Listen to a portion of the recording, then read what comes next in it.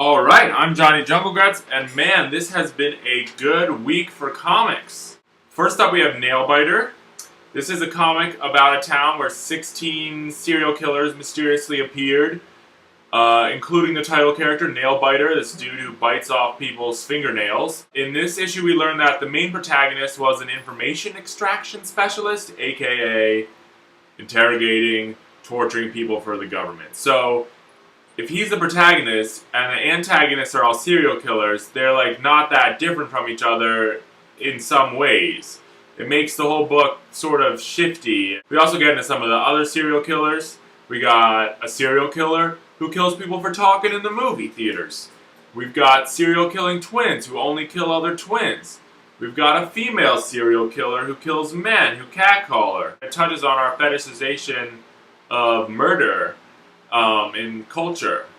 All the best panels in this book are the ones where people are eating because the food is so bloody. I was eating my dinner when I read this and I basically lost my appetite because after reading about all the serial killer stuff and then seeing the bloody meat sandwiches, it just totally gets you.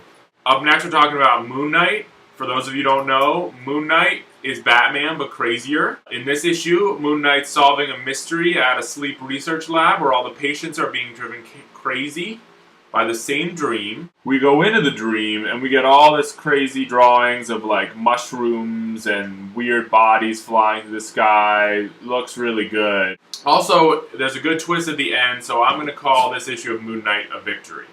Up next we have Superior Foes of Spider-Man. So glad. I thought this book was going to get canceled because there was some different people writing it for a second.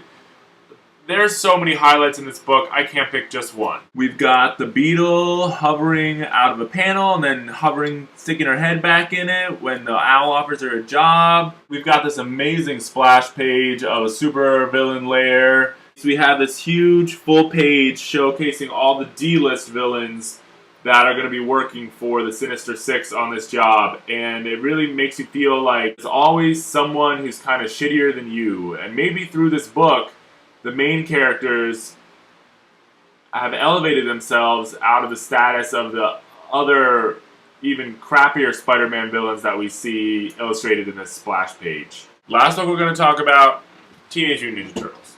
Things are back in good form. Matteo Santaluco's drawing it again. We got a new story arc.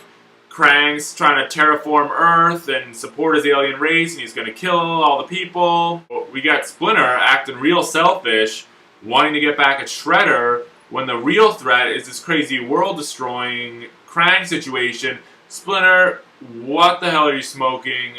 Krang is about to destroy the world, and you're all wrapped up in the gang violence. This book is so sturdy, and I really wish that the upcoming movie would be based on its last story arc, City Fall, but I'm sure it isn't. The best page to me is this full page of Slash and Old Hop confronting this StockGen employee, because Slash just looks so big and Hop just looks so dirty. I think the best comic of the week is Nailbiter because it just feels so fresh and smart and so full of bloody potential.